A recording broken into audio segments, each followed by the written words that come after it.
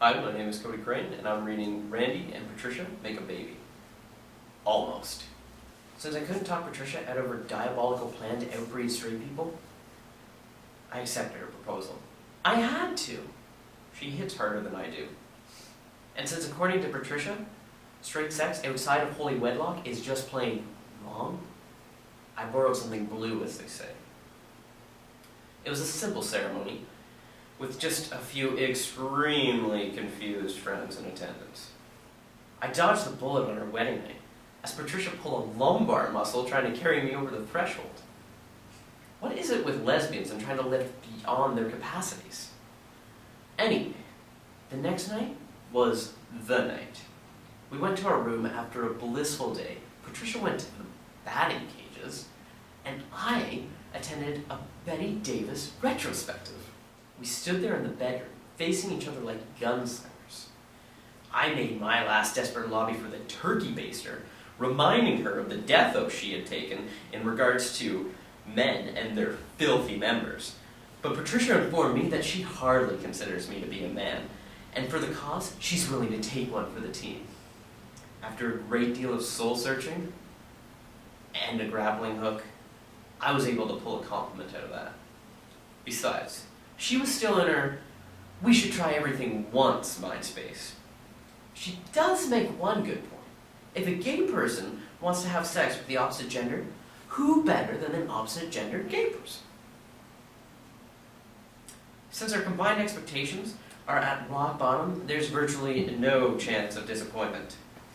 Plus, just think of the war stories. We undressed.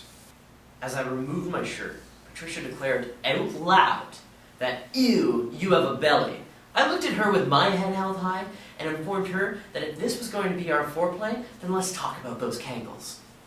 She pointed at me, as she often does, and informed me that 1, there will be no foreplay, and 2, shut up. We continued undressing, in silence, without looking. We stood there, naked, until finally we slowly turned toward each other, our bodies braced for the nightmarish unknown. It wasn't so bad. Patricia lowered her gaze. "Well, there it is," she finally said. "Do they always just hang there like that?" I was about to ask you the same thing, I countered. The score was now Patricia 2, Randy 2. Then something flashed in my eye. I looked and screamed, "Oh my God, what is that?" Patricia got all defensive. "That is Everest, baby. Prepare to climb." "I know what that is," I barked. "I mean that." I pointed to the source of the flashing. She looked down. "Oops, piercing. Sorry, I'll take it out." My mind was racing. "I'm going to need a tetanus booster after that?" Patricia pointed to my trilogy of terror and declared, if I didn't need those little danglies for a higher purpose, they'd be hanging from my ears by now. The score is now 3-3. Patricia jumped onto the bed, assumed the prone position, and stared at the ceiling. "All right, I'm ready," she said. "Do you think you'll need more Novocaine?" I asked. I sat on the bed and reclined beside her. "So this is what, gonna take a couple minutes?" she asked nervously, which is an extremely rare color for her. I pointed out that in these circumstances, at least one person should be into what's going on, so this might take a little bit longer. I also warned her that barking out directions would only result in further the little sizzler's northern retreat. Her referring to him as a pathetic little drama queen didn't help. Patricia scooted up to a sitting position and proudly displayed a remote control. "I thought this might happen and I came prepared," she said. Aiming the remote like a pistol, she turned on the DVD player. I scooted up next to her, thinking that this might actually work. 10 minutes later, and I'm trying to figure out how to tell her that Bambi's all-girl commando squad just wasn't doing it for me. But I didn't want to interrupt. An hour later, and we decided to try a new strategy. And it was working pretty well. Soon I heard that familiar rhythmic slapping sound accompanied by the occasional grunt. Of course, Patricia ruined it by storming in from the bathroom too soon. We sat there contemplating our plight and the wisdom of some of our more recent decisions. I tried to console her by pointing out that this is what happens when you throw two tops together. It worked. She laughed hysterically. She asked if we couldn't give her plan of me continuing in manual mode and her running in and crossing in the line of fire one more try.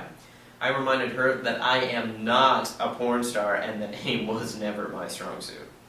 I'm not a religious man, but the next idea must have come from God himself. I remembered my collector's edition of Entertainment Weekly Star Wars Retrospective, Volume 14, Issue 23, and grabbed it.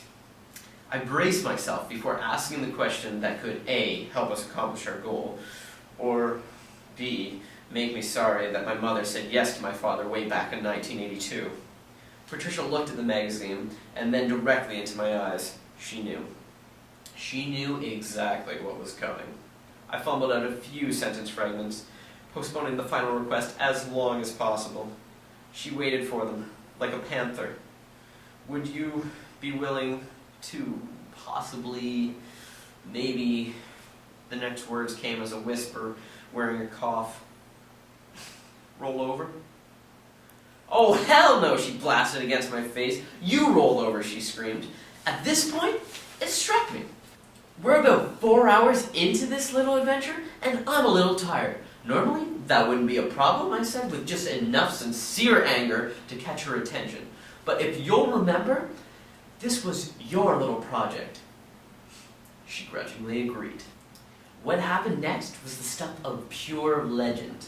Never underestimate the power of a strategically placed headshot of Han Solo smiling with an open mouth can have on even the most impossible of situations. The fact that Patricia allowed me to tape it there was a testament to her commitment to the task at hand. We were making good progress, all things considered.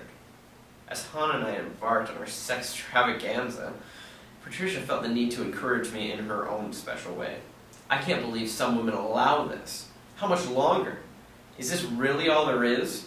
What's going on back there? I politely told her that she was making it very difficult for me to hear Harrison Ford beg for mercy as the Wookiees cheered me on, and that at this rate, warp speed is an even bigger fantasy.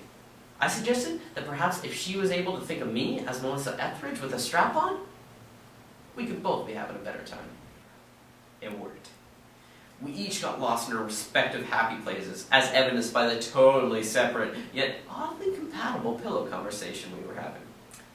May the Force be with you. Mingled effortlessly with, come to my window. A lot of things can happen in the moment of a little death, when you lose all grip on reality. I vaguely remember hearing the words, what the hell.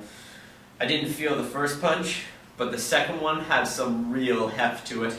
When my vision cleared and the room stopped spinning, I noticed that I was now looking at Patricia from the floor. What the hell do you think you're doing? She demanded. When I realized what could happen, all I could do was choke out a feeble, oh my God, I'm sorry. It was reflex, really, I'm so sorry. Patricia stepped off the bench and stood over me. She pointed right at my face. Sorry ain't gonna cut it. I can't believe you did that. Now pull yourself together. Patricia turned and walked toward the bathroom. Where are you going? I asked. She spun around. I'm going to scald my back under the shower for about 20 minutes. Use this time wisely. As I recovered from the orgasmic blunt trauma to the head, I began to consider my situation and ponder my options. I could simply play dead in the hopes that she would just sniff me and move on. Of course, this never worked in the past. I could run, but she's ex-military with the flair for tracking. I could try to explain to her that, in hindsight, her plan was just a bit underthought. If I wanted a quick death, I sighed deeply and spotted my Entertainment Weekly. I picked it up and thumbed through the pages as I heard Patricia singing Sisters Are Doing It For Themselves. As the last ounce of hope was about cut, tail, and run, I turned the page and there it was, a photo tribute to Burt Lancaster. Thank you, God. The end.